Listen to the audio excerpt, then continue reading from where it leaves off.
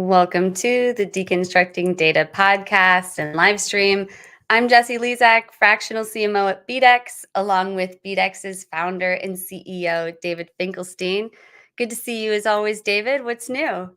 You too, Jesse. Good to see you.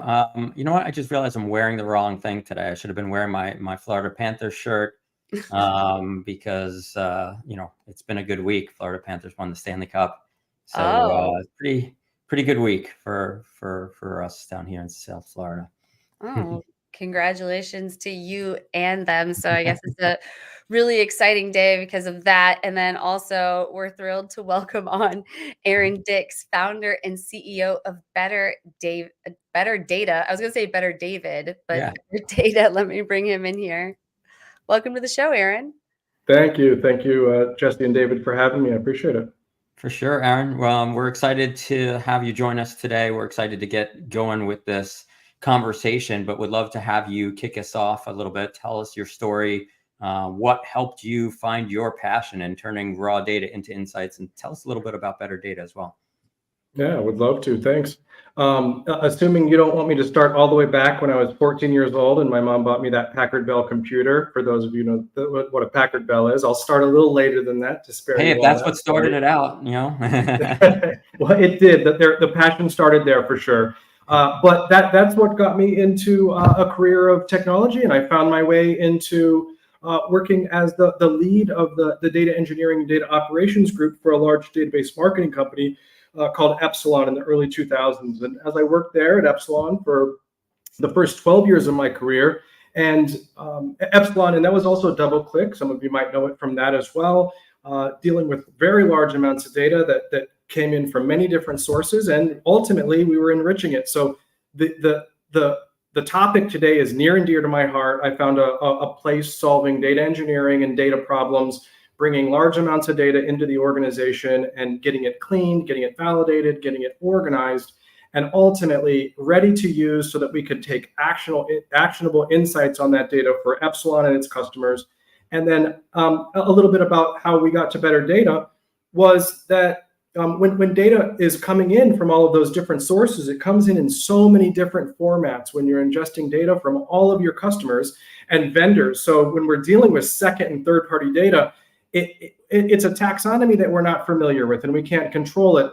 And as we build teams and processes and procedures to deal with it, it really becomes, you have to throw a lot of resources at it, because if you can imagine bringing in dozens or thousands of feeds per day, those all look different and they all have different rules, and they're typically have a human element to them, which means they're inconsistent or dirty.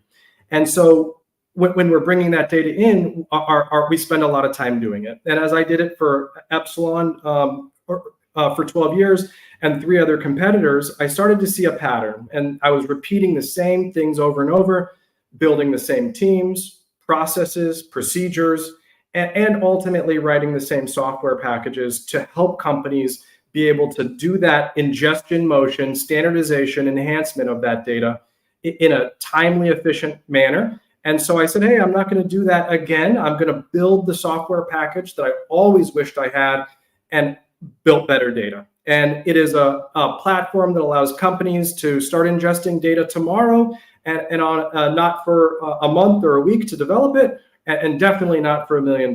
So you are able to deploy our software and help you ingest data the next day to do things like cleaning the data, transforming it, validating it, and then adding all types of enrichment processes on top of that.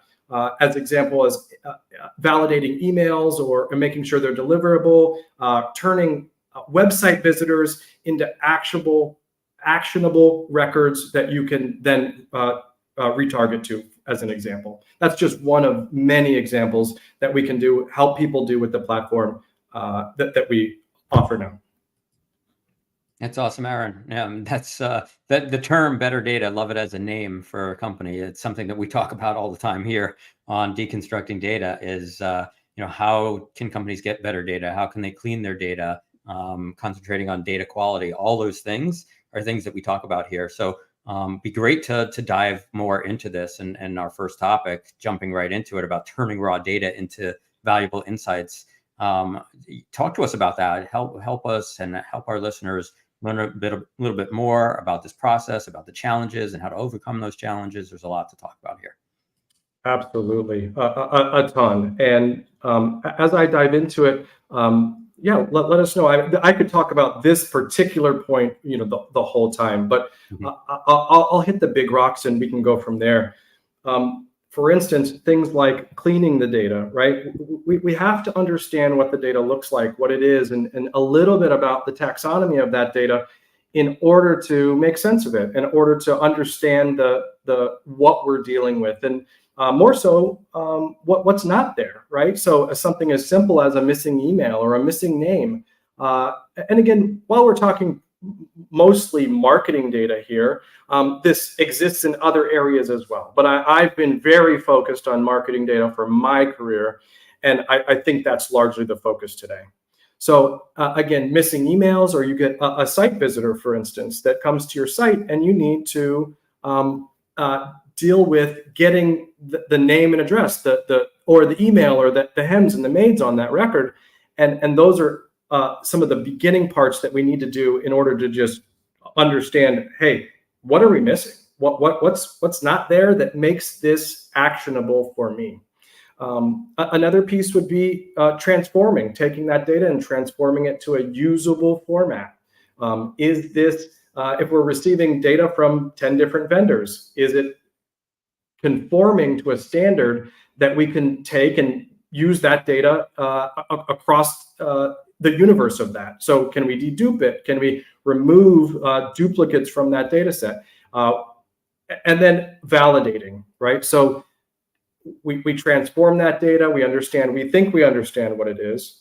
Do we always fully understand? Probably not until we do that validation step. And it can be a lot of work to really understand, not only work in some cases, either automating it or human eyes on it, but it's a lot of work for a compute to deal with looking at all of the rows, all of the missing values, if the values in the data conform to what we think they are. Another example there is email deliverable right now? Can I send this email and hit someone's inbox? Those are questions that you might ask during the validation process, and about 100,000 other permutations of validation. And once we've done those things, then we can go through and enhance the data. We can add things to it. And that comes anywhere from, for postal folks, that we need to address standardize. We need to NCOA, or national change of address, that data. We need to augment that record with emails, phone numbers, missing first names, last names, apartment numbers, and many other areas where we'll get into, I think, a little bit later, some of our favorite tools of AI and machine learning that can help us predict values in data. Is a simple example, what's the gender of this person? What's the cultural background that might be relevant here to market to this person? And other variables that would help us segment an audience and reach the right target folks at the right time. I'll pause there and just make sure that see if you have questions or if we're going in the right direction. Yeah, those are all good points. It's all valid. They're all valid challenges too, right? I mean, validating the data can often be difficult. We've seen data sources that we've tested for validation and things like that, where we feed them a hashed email address and it comes back and says that the person's male. And then we compare that to another data source that says they're female. And so there's always that challenge in validating the data and finding a source that, you can rely on. That's always a big challenge, because there's a lot of data sources out there that will sell you data. And often they don't even know where it's coming from.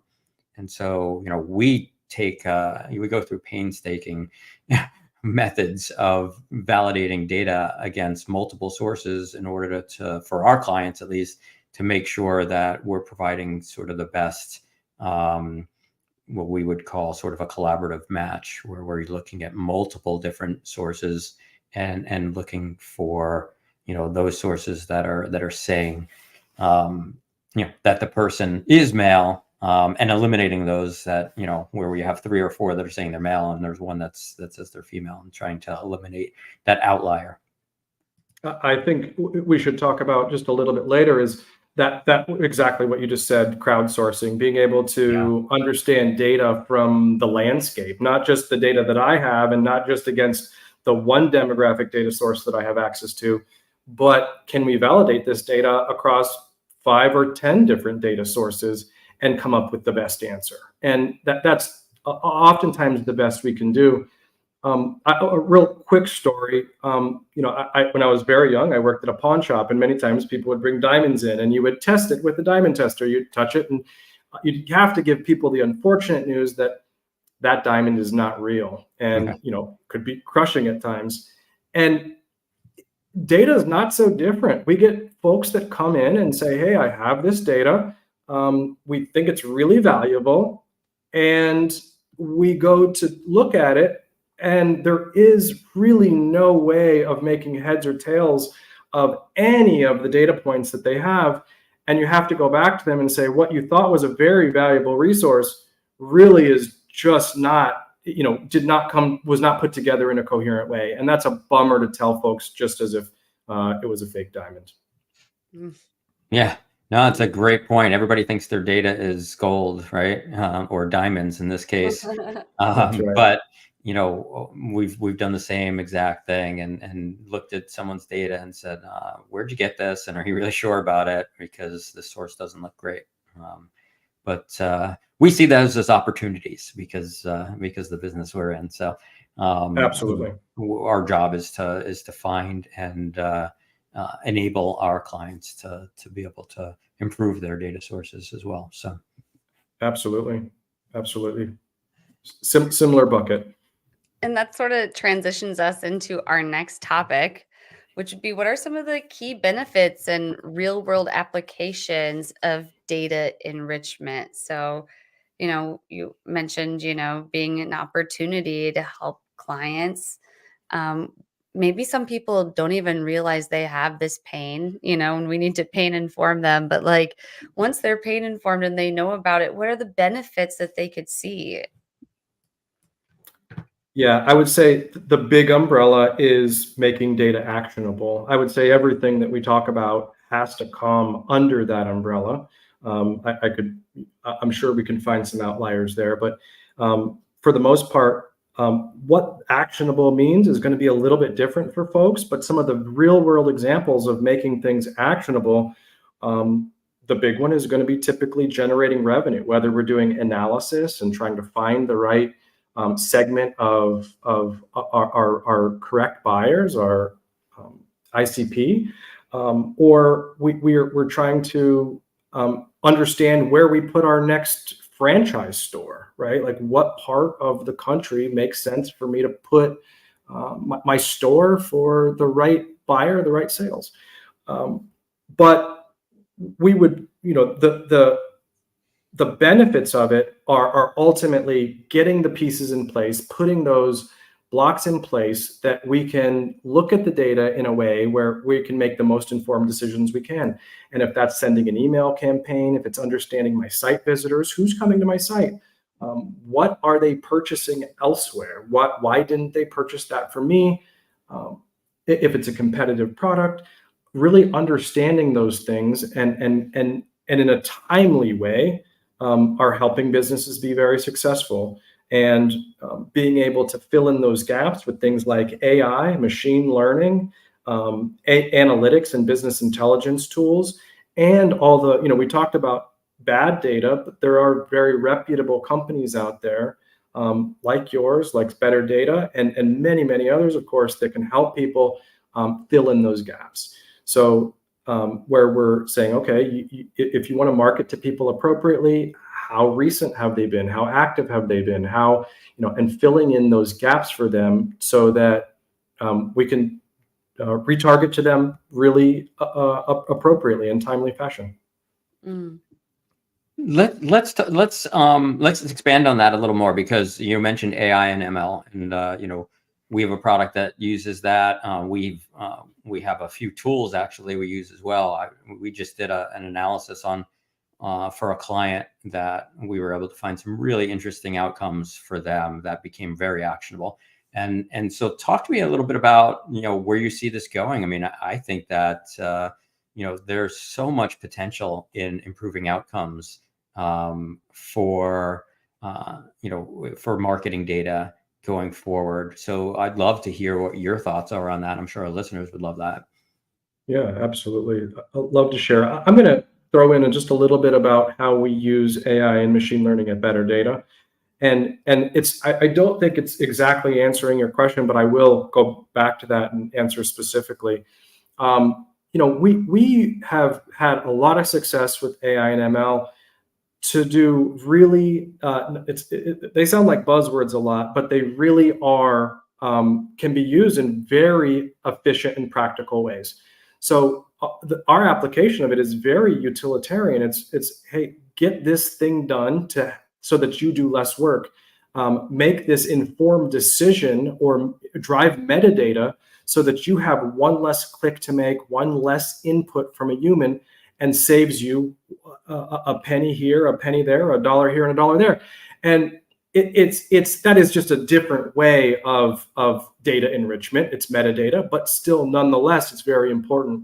And much the same once we get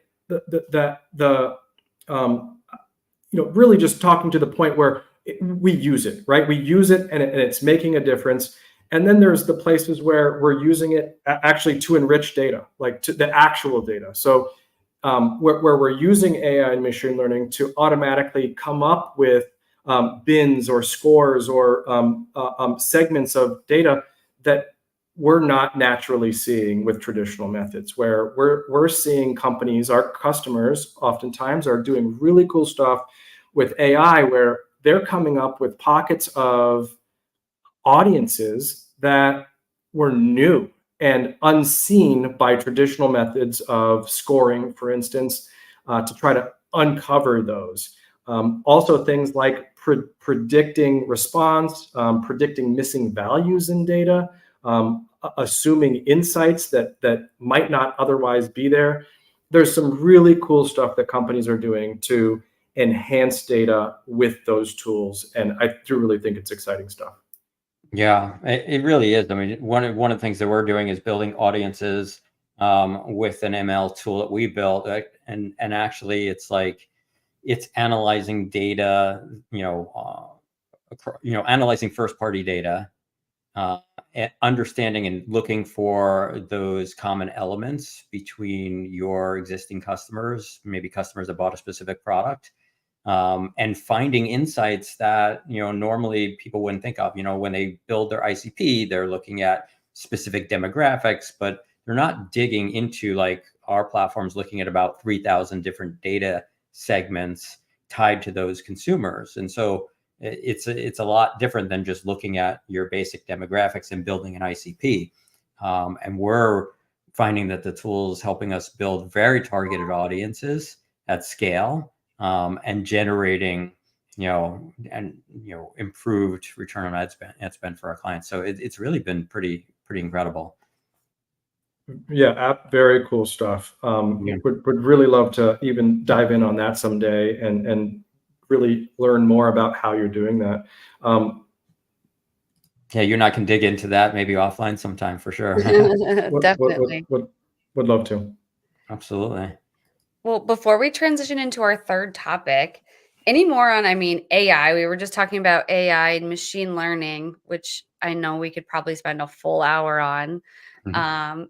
But like, any key benefits with all of it and real world applications for data enrichment worth noting to the audience before we move on to the future? Yeah, I think David gave one of the best ones in the marketing space about how it's being used. And while I am not an AI and machine learning expert, we really have simply used it, like I said, for getting things done and making our lives easier, and really using the tools out there that are emerging all over the place, and embedding them into our application to make things simpler. And it's making a big impact.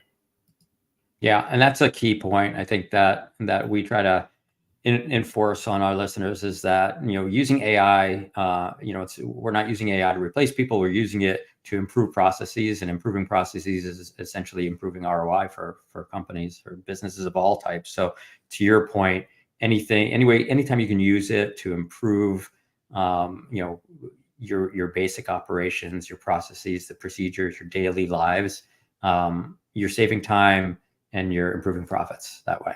Do you mind if I give a couple examples of how we use it? I think it falls really within under the umbrella of enriching data. So yeah, an example is, and no, what made me think of it is you said, hey, this isn't replacing jobs, and I absolutely agree that it's doing things that people had a hard time doing, and they were either spending really large amounts of time where that people typically wouldn't pay for because it was such a large task. And an example of that is we get in data that's mixed. Like for an example would be a name. It's a full name field. And it's like, hey, this is a name, or maybe it's a company. And historically, people often had eyeballs on that. They had people that would go in and look at that, or they'd come up with big matrices of, hey, if it has this keyword or that keyword, we have a rules engine that did that. But somebody built that. Somebody had to take time to do that type of thing. And it was costly, it was cumbersome, it was time consuming. And now with AI, that scoring to identify if something's a name versus a company name, we'll think of something that's in my area, a car dealership, Larry H. Miller Ford. There's no reason that's not a name. It kind of could be a name. But and having a person look at it and determine it was typically the final say. And now that AI can get in there and make those kind of enhancements and data cleansing, it's very cool stuff that we're using it for real world application, just to shortcut some of the large amounts of time that people were spending with Mechanical Turk, just paying people to churn through and data stewards churn through that. And now they can really go back and focus on the problem, the product, and revenue generating activities. Yeah, it's a great point. And I'm gonna jump into one of my favorite tech stack items right now, just because it applies exactly to what you just said. Is Claude AI just came out with projects, and what I really love about it, I've just played with it a little bit this week because it just came out. You can feed it a whole bunch of data, create a project, and just say, okay, for now on, anytime I ask you this, refer to this data and use it in this way. And so it's made it so that you can create all these projects and just say, okay, well, now I have a process for everything, and I just need to dump a new set of data and tell it to run that project. It's pretty cool. And it applies the process that you have, that it has gleaned from your existing control.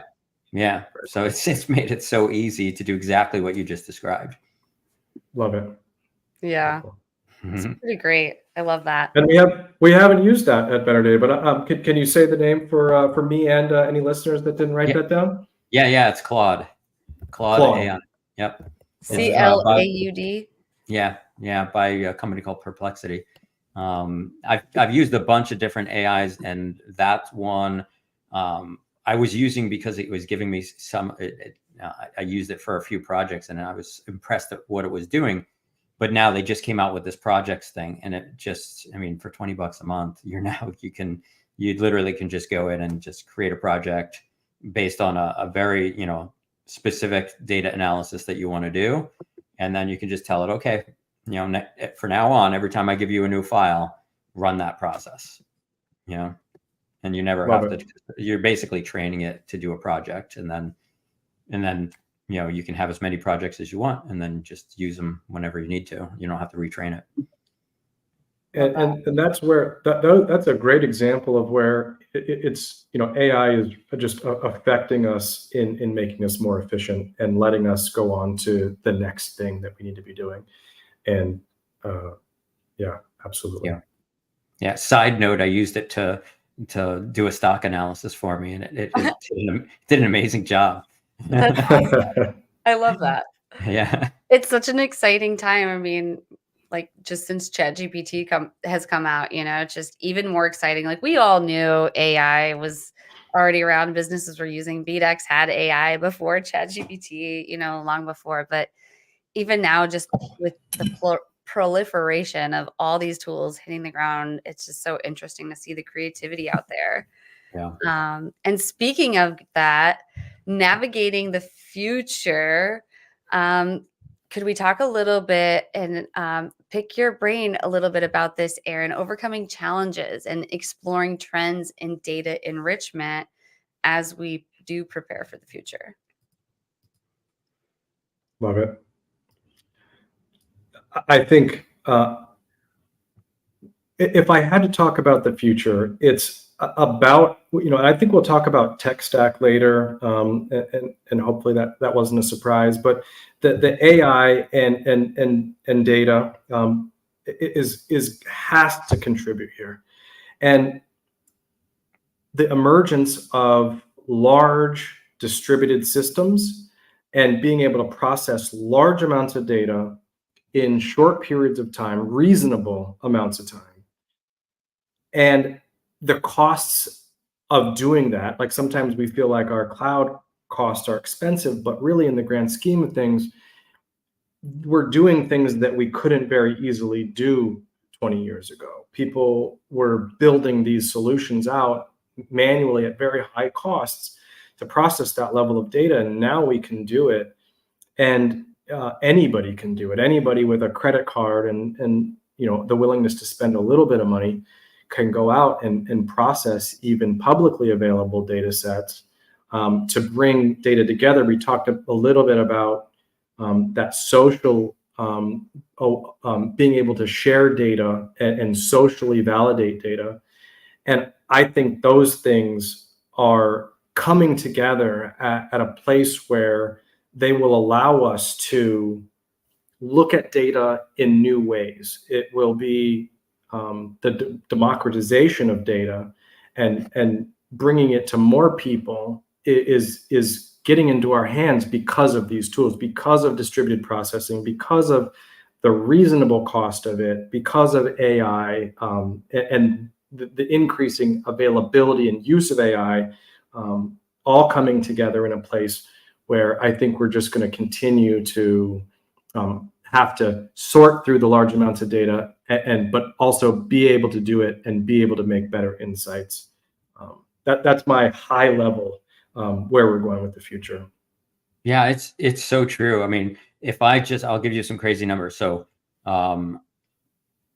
if I look back 5 years ago, we were probably spending we're probably close to 3 times what we're spending today in our AWS costs. Okay, so here's one example.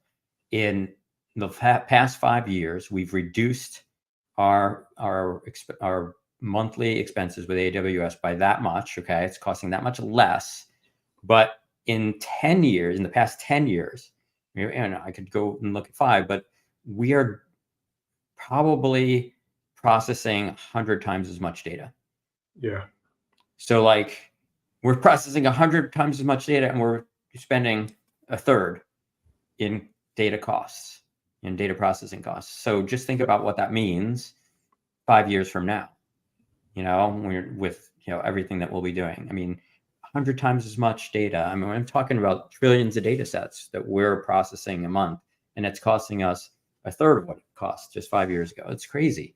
The numbers are going to be astronomical 5 years from now. Yep. And it just gets to, says to the, gives you an example of what we're going to be able to do 5 years from now.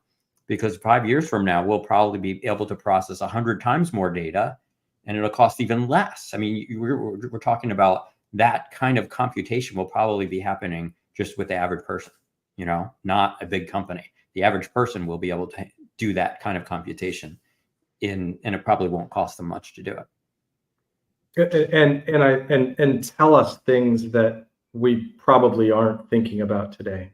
Oh yeah, you couldn't possibly conceive of those thoughts because, I mean, imagine just at your fingertips being able to process the amount of data that we're talking about at little to no costs. I mean, the amount of productivity that we'll be able to get done in 5 years, it's astounding if you really think about it.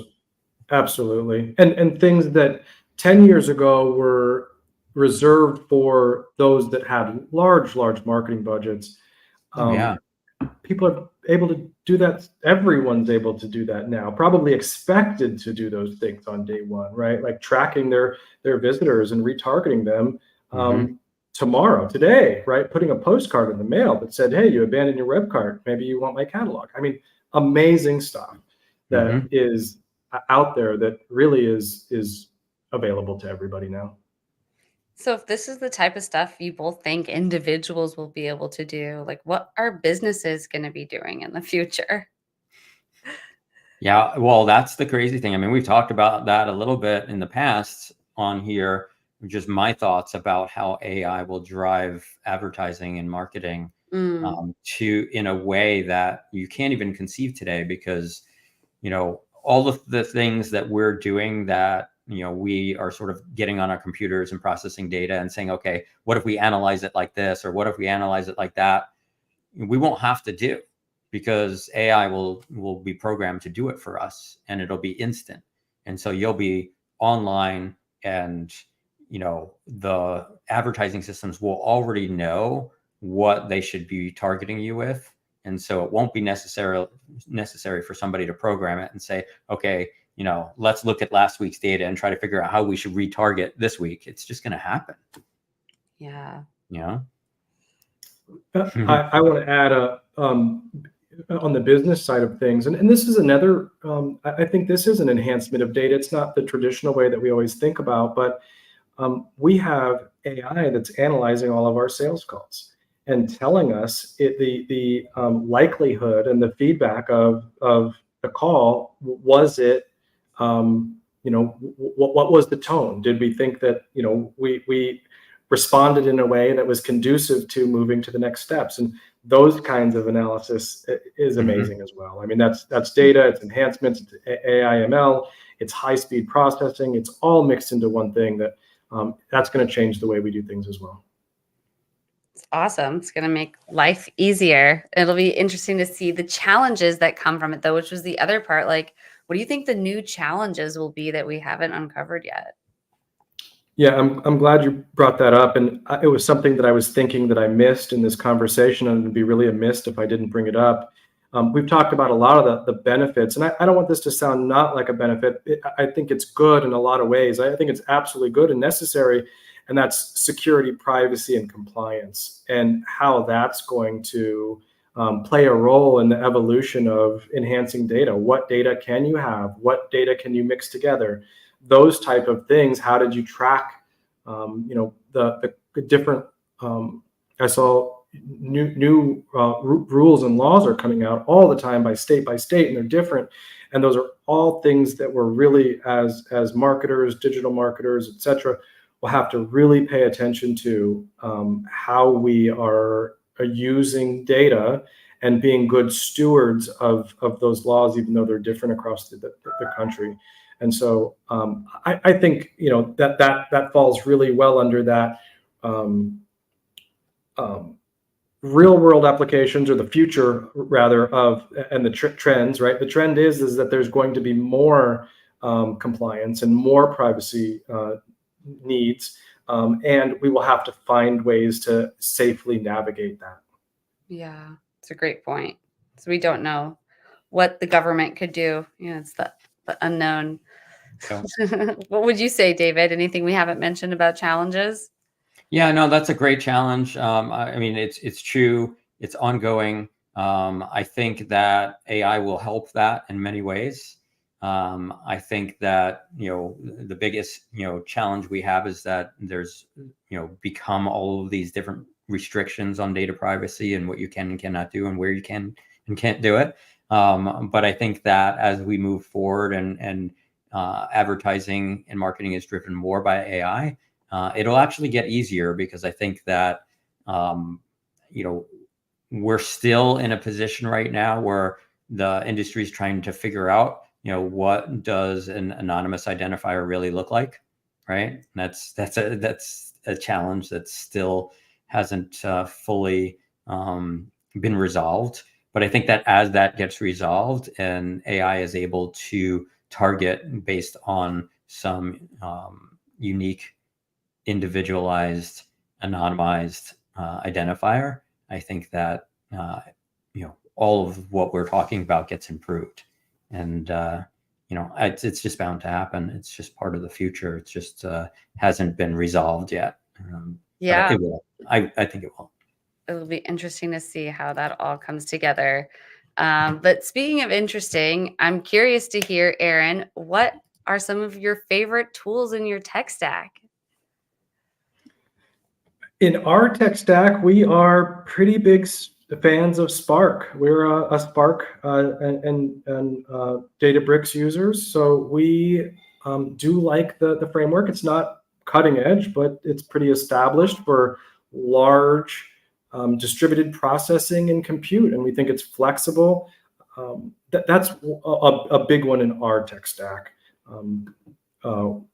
Again, we have been using AI and machine learning. We are OpenAI users, and we also use Python and some of the tools and libraries available in Python to do some of the machine learning algorithms as well. So those are our big ones. I would say that we also have the pleasure of talking to a lot of customers that are doing really cool stuff out there.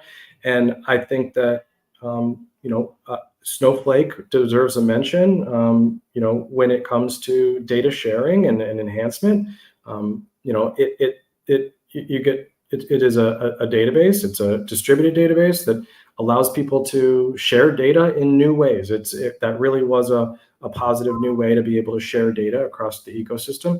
That was a little bit different. And then the other one that I'd put on that list is distributed storage has changed a lot out there for data as well. So things like AWS S3 or Google Cloud Storage, etc., blob storage for sharing data and making it accessible and being able to process it really fast and just point your AI at that data set, for instance, from these distributed locations is really, really cool stuff. And it really has made a big difference in how we're able to operate and share data.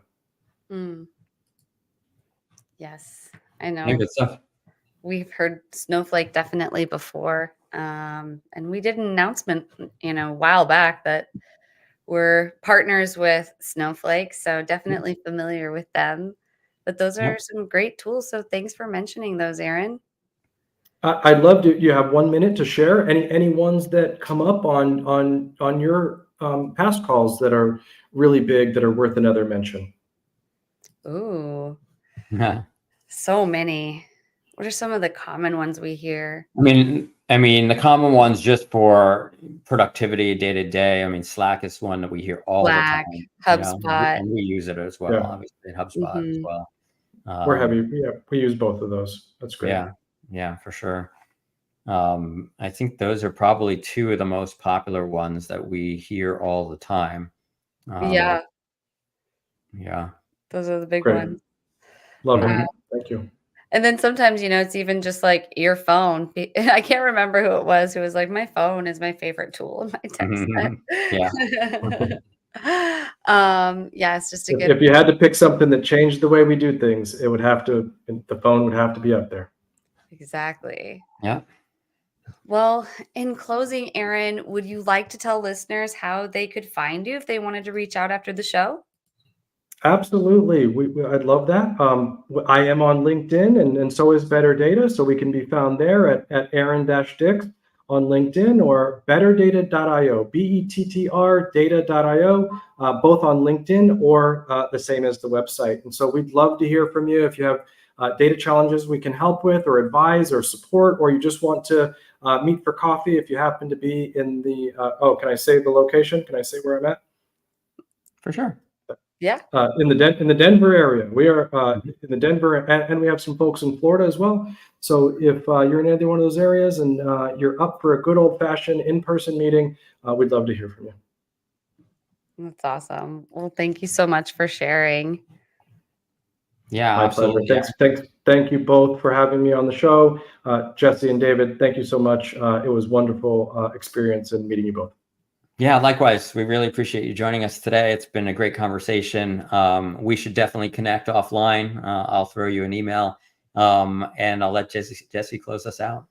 Absolutely would love to do so. And audience members, of course, we would love to invite you to get powered by BeatX. Just build authentic connections with your audience and drive unprecedented engagement. So just imagine harnessing the power of AI to craft audiences that truly resonate with your brand and ensure your marketing efforts hit the mark every time. So let's bring you closer to your marketing goals. We're eager to guide you. Simply visit beatx.com. I put the QR code here up on the screen for those watching on video. Otherwise, just go to beatx.com if you're listening on podcast and click Talk to an Expert and get powered by BeatX. And for those curious about deconstructing data, we've put together our audience analytics and we are open to sponsorship conversations. We're just an email away if that's something that might interest you. And you can also email us if there's someone you think would be a great guest on the show. So just email us at info@beatx.com and share your qualitative data with us so we can make the show better for you. And thank you again to our guest, Aaron. It was so great having you on the show. And thanks again, David. And until next week, we'll see you again. Actually, we won't see you next week because next week is the 4th of July. So we'll see you in 2 weeks. All right. All right. Bye-bye. Thanks, everybody.